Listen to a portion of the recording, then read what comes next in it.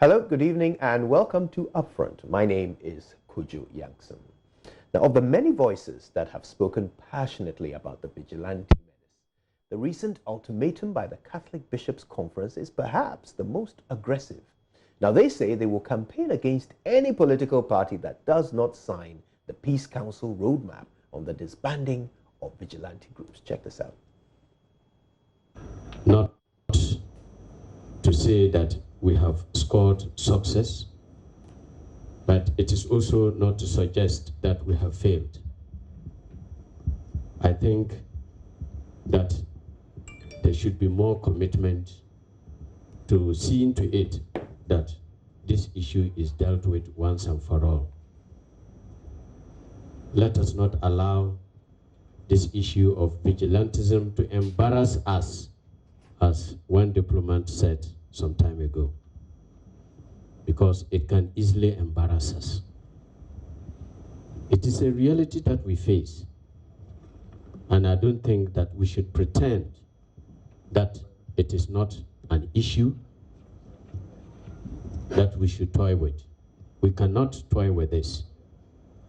And so I believe that the support that the bishops have for this cause, facilitated by the Peace Council, the support is very strong.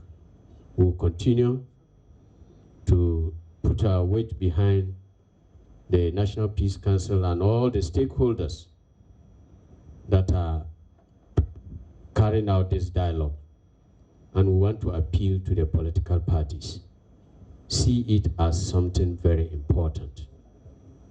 And don't be surprised if any party does not demonstrate commitment to ending this.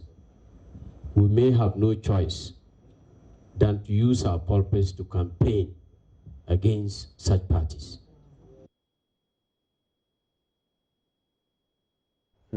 Not quite the response you imagined from the clergy, is it? Well, let's find out where this is all coming from. Father Lazarus Anane is the secretary of the Ghana Catholic Bishops' Conference. He's our guest tonight. Father, how nice to see you. Thank you for making the time. Thank you for having me. Campaigning against political parties. What has come over the Catholic Bishops' Conference? Well, first, let me thank you so much for giving me this opportunity to come on air on your television, and also to greet your viewers, and also to correct my surname. My surname is not Anane, it is Anonde.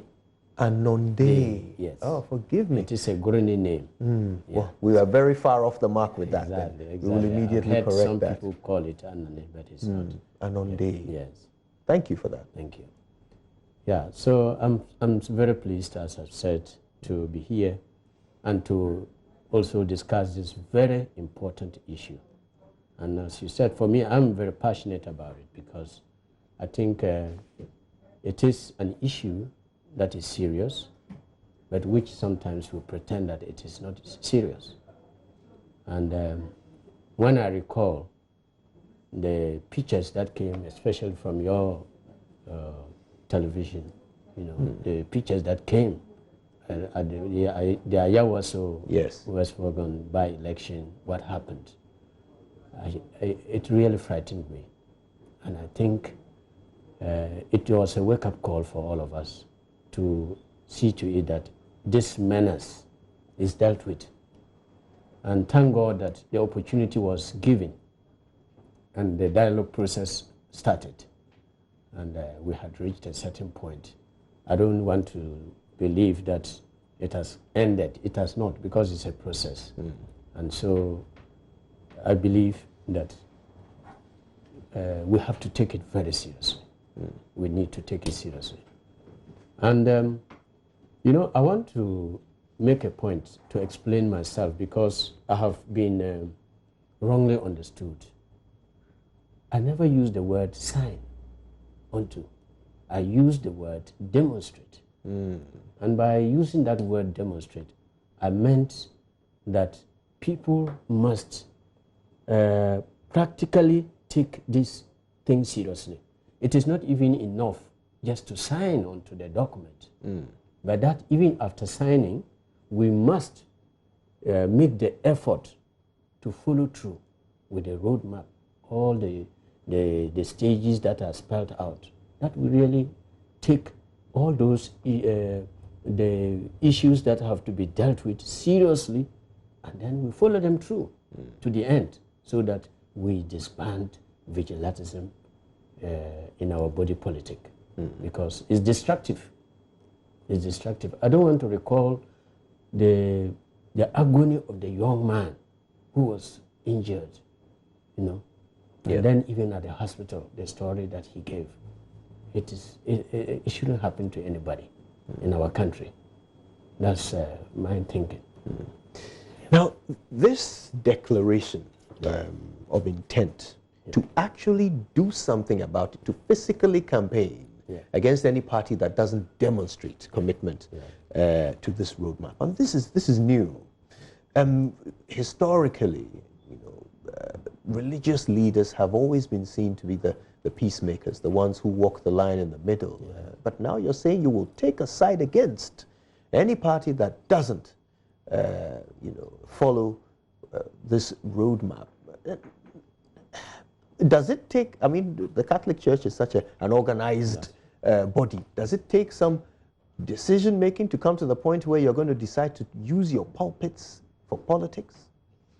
I don't know if you will call it politics per se, but I would say that it is about helping the people to make good choices for their well-being. And I believe strongly that the issue of political vigilantism that has permeated our body politic, if we really see it as a problem, I don't think it should be condoned. And I don't think that is the way the politics must be played in our country. And that is why I think that, I mean, anything that is wrong, we should speak against it. We should speak against it. Even when I talk about campaigning, I don't think it may necessarily mean mounting a platform to campaign and call names and all those. But I believe there are several ways by which we can tell people that if anybody is employing violence for political gain, that fellow is not fit to rule. And I think that is, it should be the case in our country. We should not allow violence to be the route through which people use to get to power. It should be through the sovereign will of the people, freely exercised through the ballot box, and not through intimidation, violence, killing, or whatever. I think that is beyond.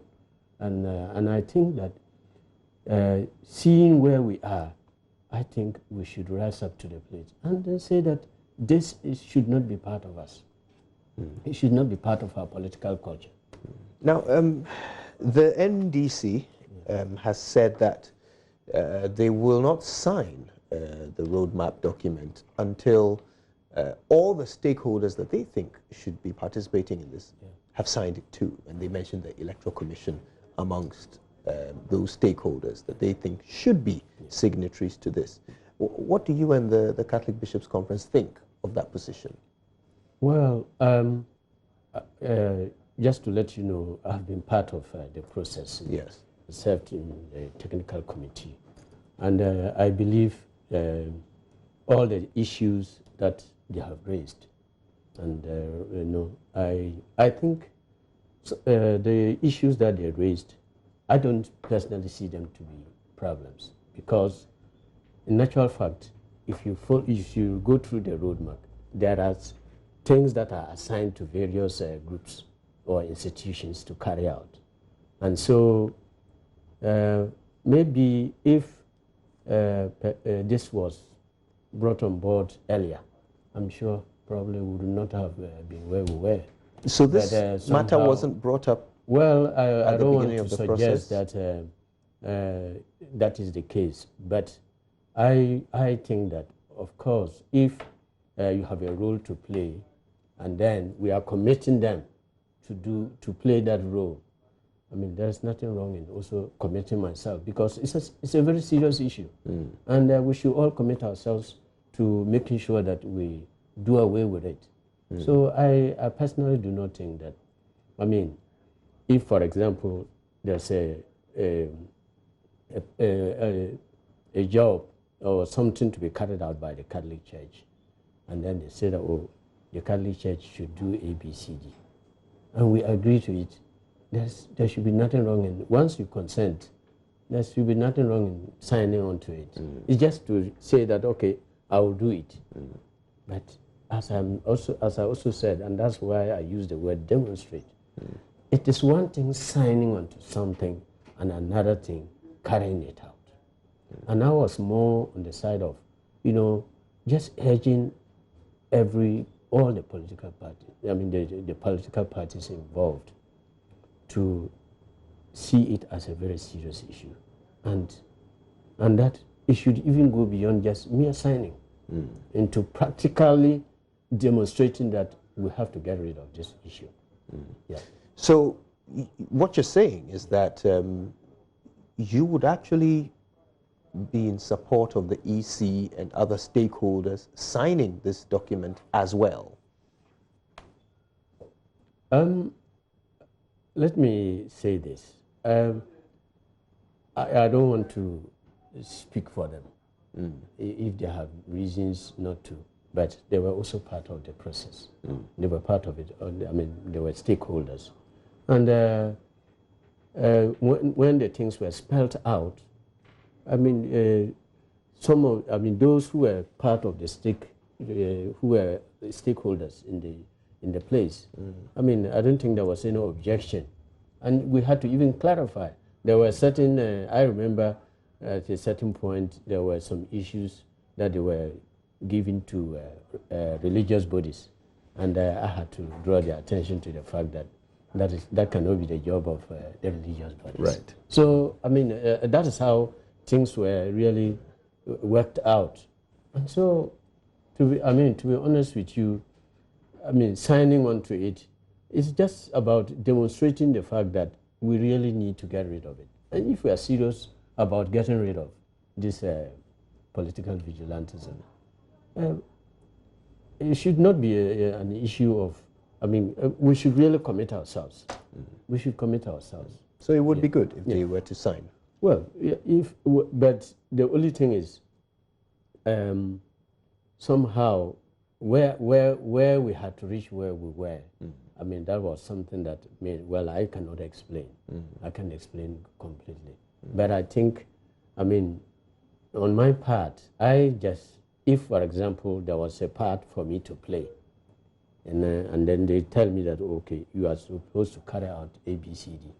Why not? And then we commit ourselves. That will show that, okay, we are serious, and then you will follow through, because they'll say, you know, the roadmap is such that, you know, there were some practical things that have to be undertaken. Yeah.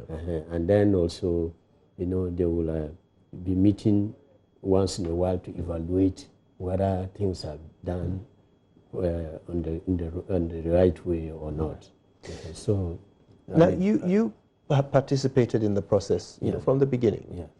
Were you surprised when the NDC said they wouldn't sign it unless these conditions are met?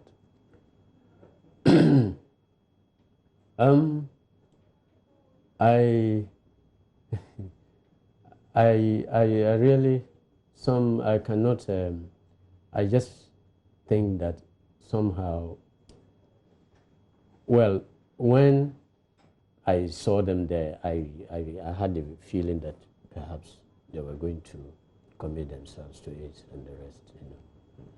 And then maybe later on, when I didn't see some of their leaders, I started to maybe have a bit of fear that it may not happen. Yeah. But then somehow I wasn't part of the arrangement for the meeting. So that one I can't speak to it, you know. If you are part of that, then you can really speak to it, whether, I mean, surprised or not. Yeah. But I mean, I must say that during the process, there was, we enjoyed some collaboration and cooperation. sometimes there will be pooling here and there, which is expected. Yeah, but it went on, and we reached where we reached. Did they raise any of these issues before, or was that the first time you had heard of these? I think for those things, I don't think that I'll be in a position to talk about, because I am not mandated to speak on those issues, especially when you serve in a committee like that. Yeah. Anyway, since you made your ultimatum clear, yeah, there have been some reactions. Exactly.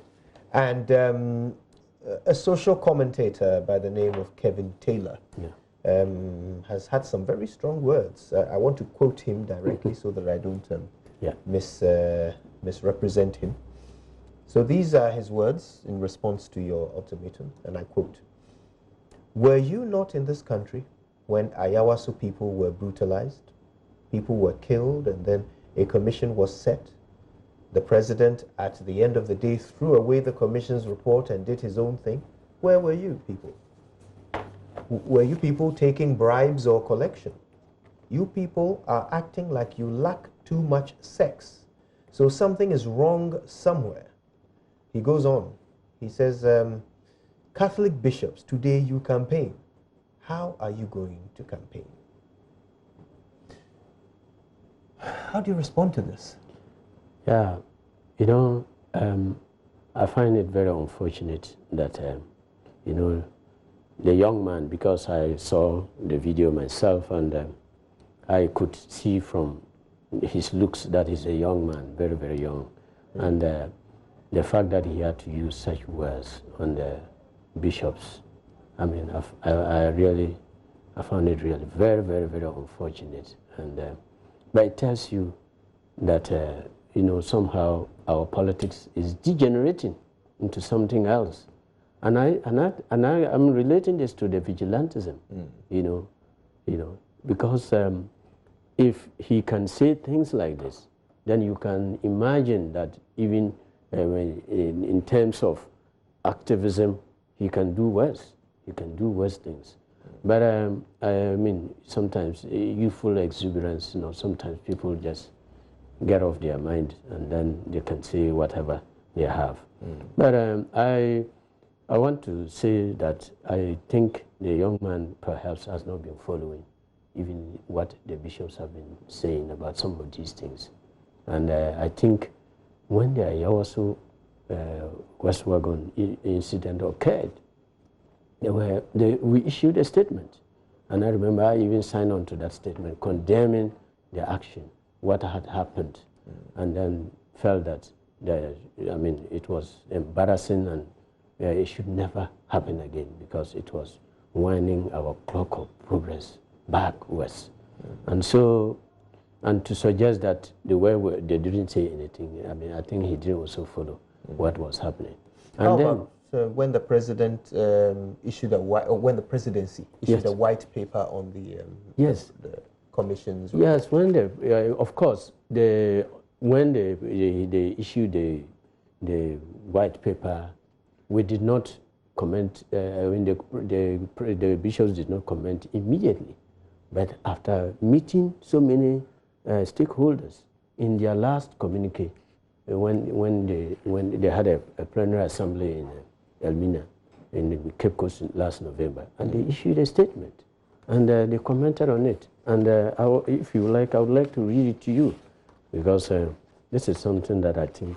And then they said, government white paper. I want to read what the bishop said. Okay. Yeah.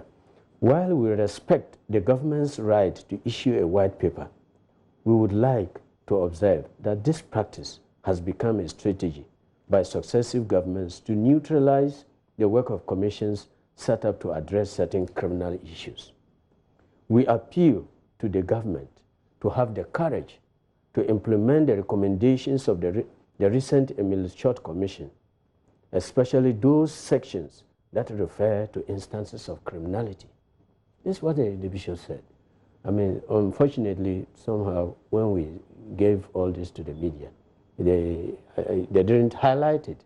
So perhaps because it was not highlighted, they thought They didn't say anything about it. So, but it is very clear that, I mean, of course, they made reference to the fact that, I mean,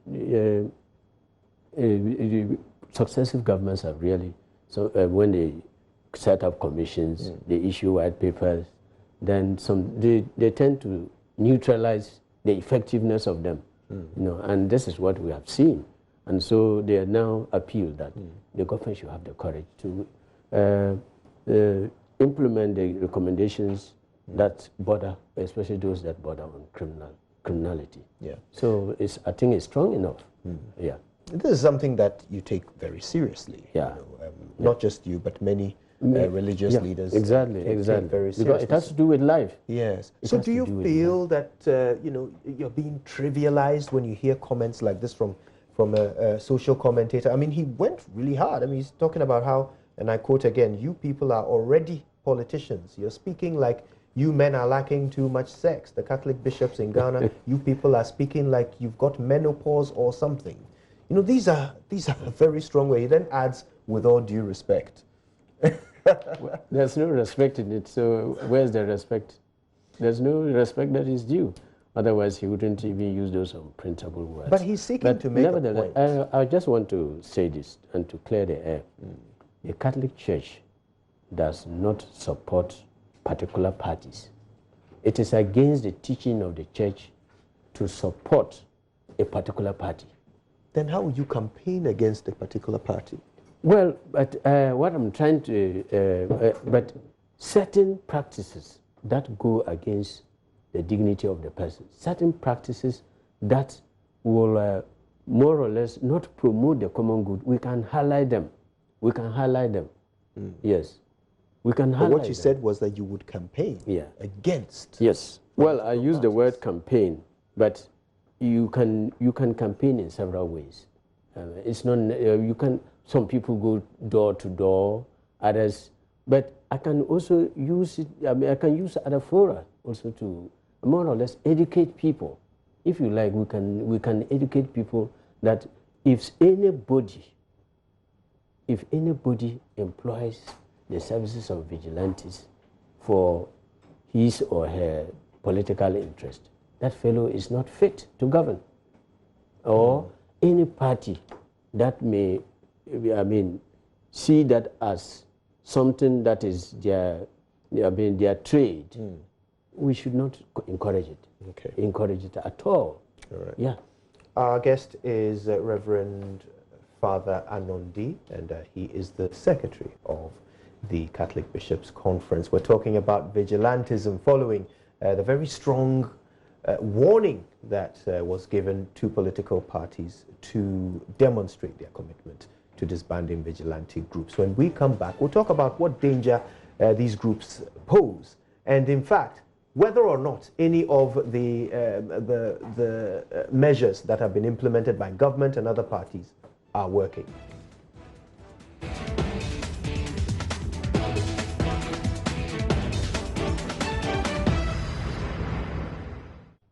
Welcome back.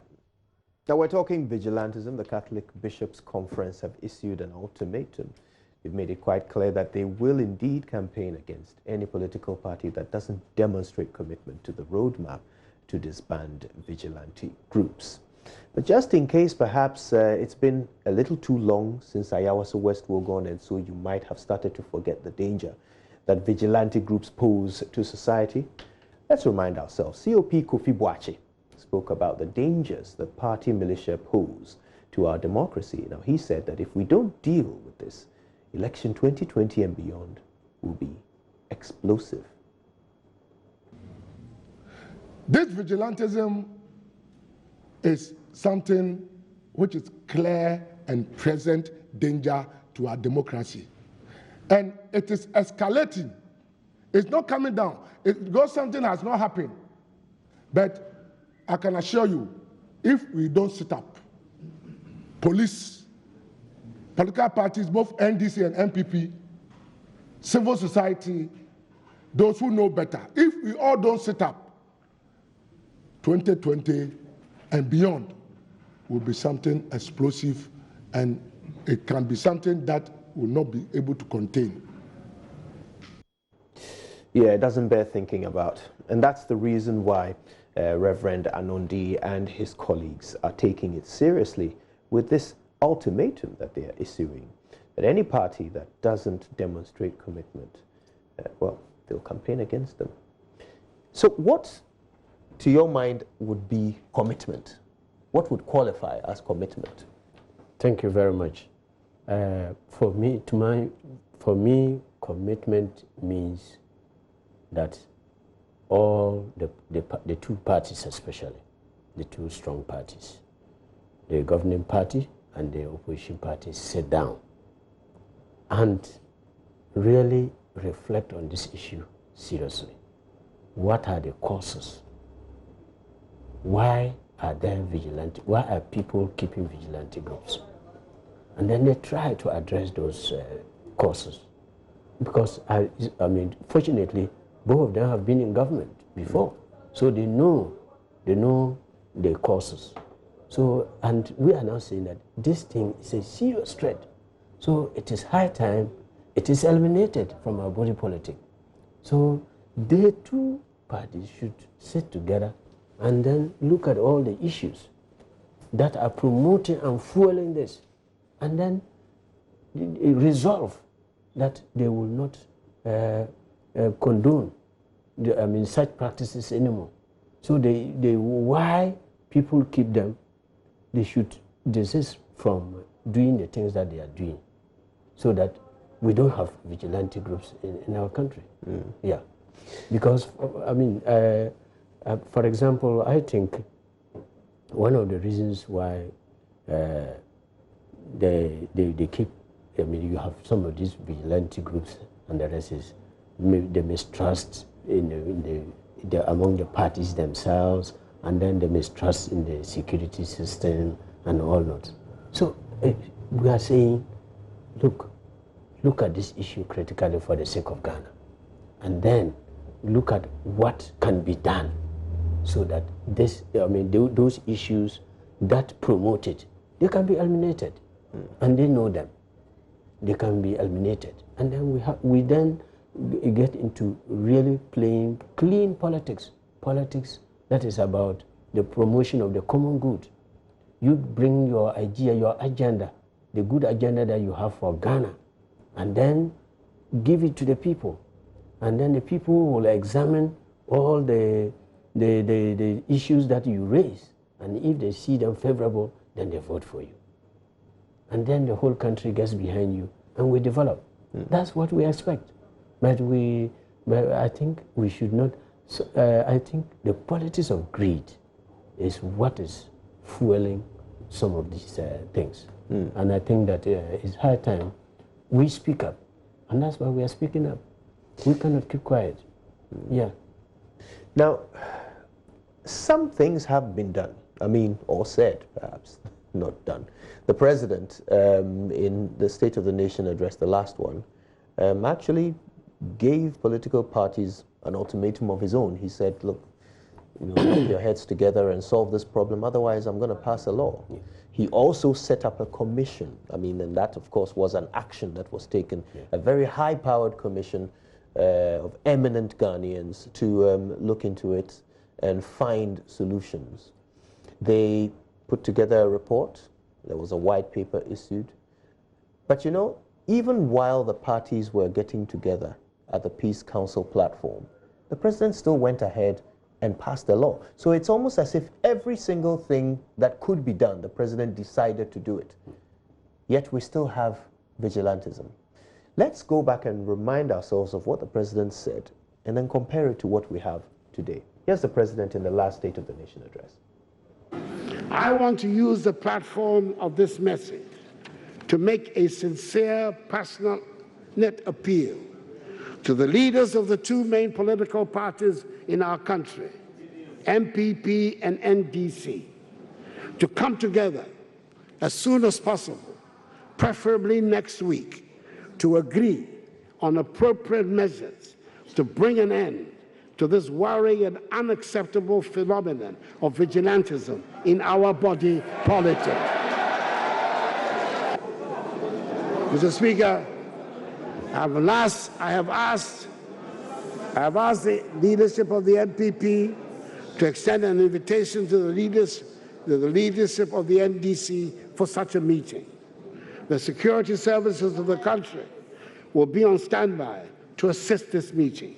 If voluntary disbandment by the parties is not feasible, then I will initiate legislation in the matter. So that's what he said. If the negotiation is not feasible, he will initiate legislation. He initiated legislation. As a member of the group that was trying to implement the negotiation, when the legislation was announced, did you feel like the president is saying what you're doing is not feasible? Well, anyway,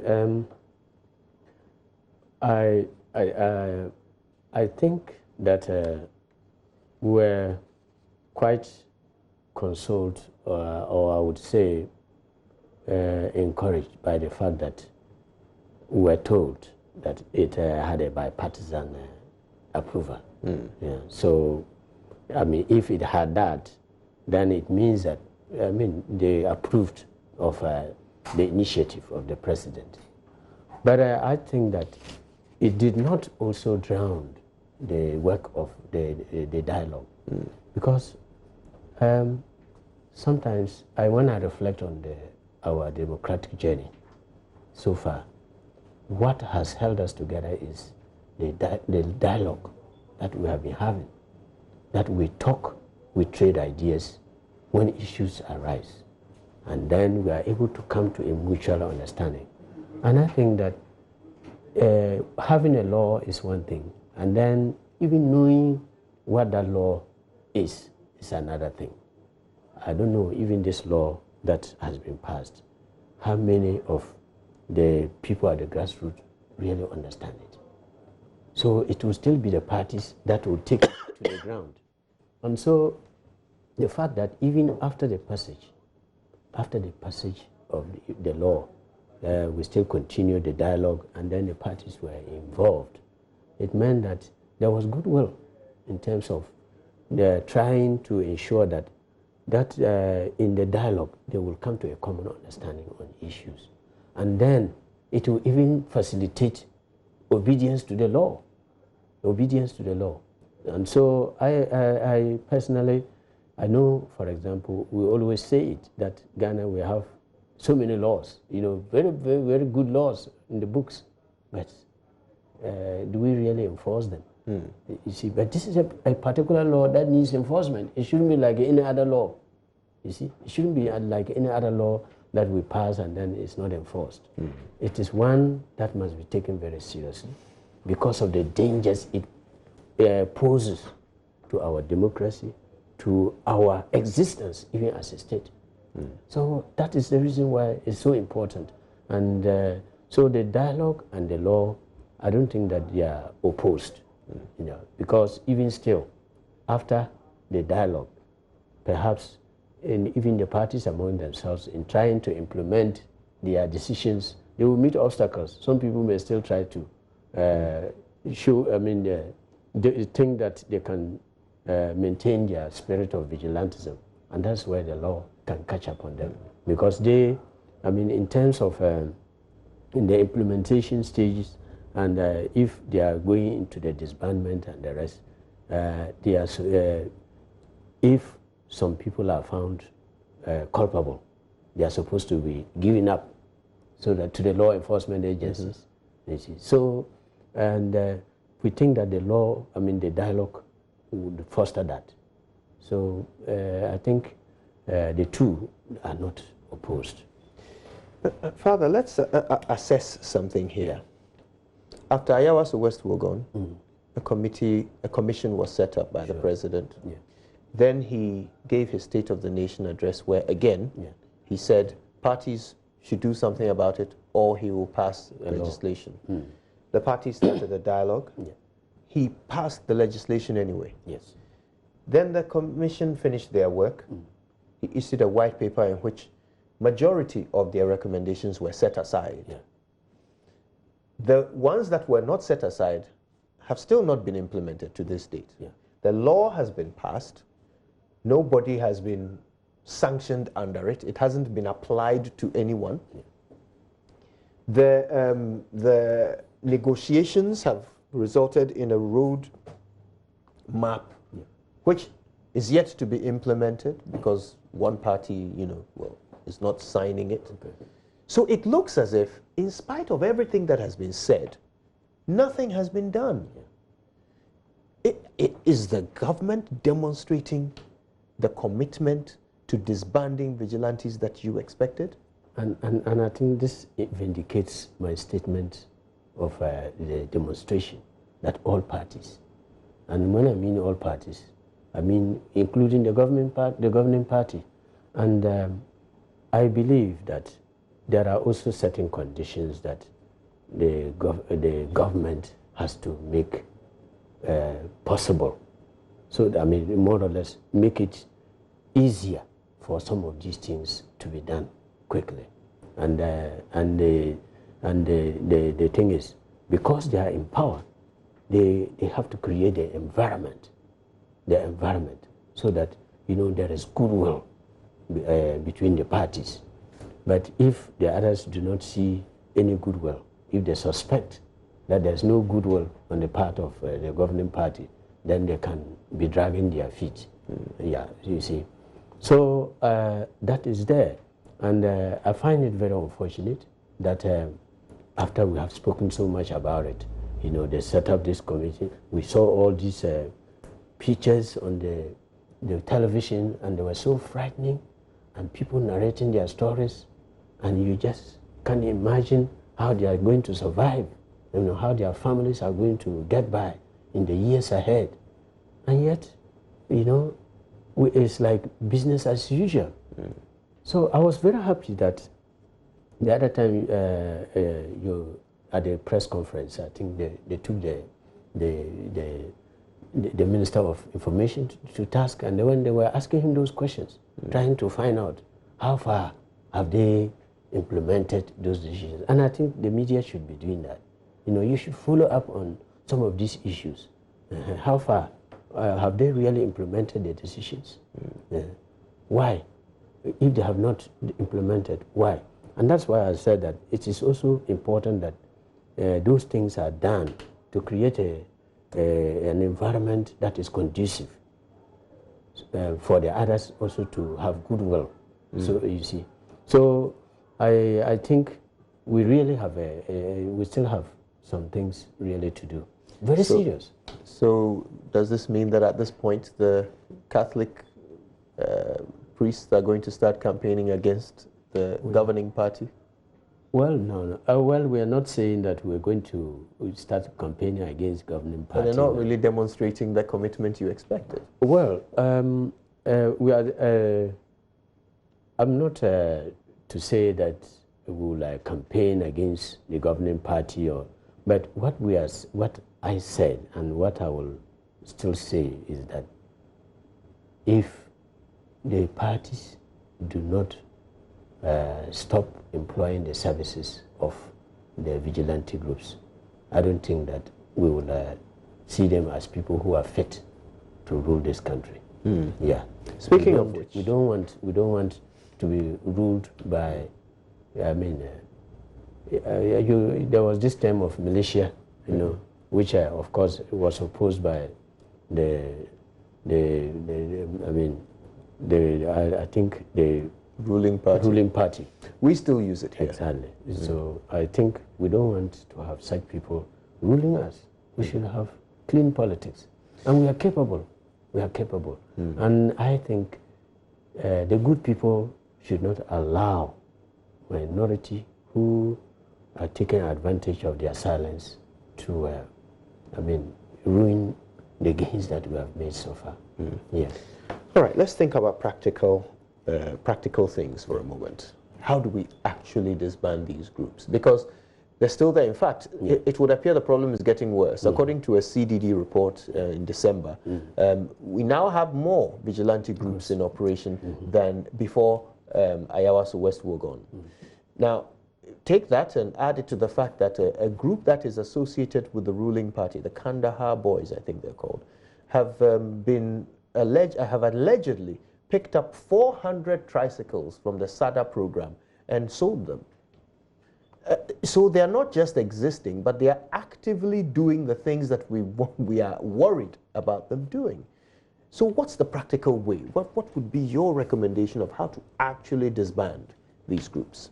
First of all, I would say that the leaders, whether you are in government or in opposition, should never think that they are a panacea to political power.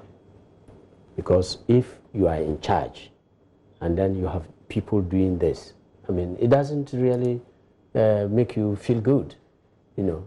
I think they are an embarrassment, you know. So to have such groups operating, you know, just the way that they want, against the law, and they get away with it, that is what I think. And that is why we should raise our voices. Getting away with what they are doing, and what they are doing is wrong. It is not lawful. I think it is not right. And we also have people who are in charge of the law to enforce the law. And so I think they should act. If they act and then there are obstacles, then we should cry out. If they act and then they are not giving the necessary support, then we should be able to also throw our weight behind them so that they really do the work that they are supposed to do. Our institutions, they are not really, they don't seem to be working very well. And I think that it is even in the interest of political parties to respect the institutions, to let them work as they should. Because in the end, they preserve the peace and then they let life go on smoothly. But where you have to shortchange their roles and then maybe give to some other people who are not even trained for that job, we get into a mess. And that's what we had at the Ayawasu West Bank. It was a real mess.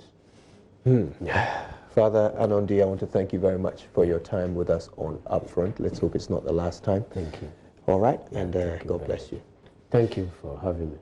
Well, thank you so much for joining us on Upfront. My name is Kojo Yangson, and we're back tomorrow with more. But until then, stay with this station for the duration. Coming up next is Joy News Prime.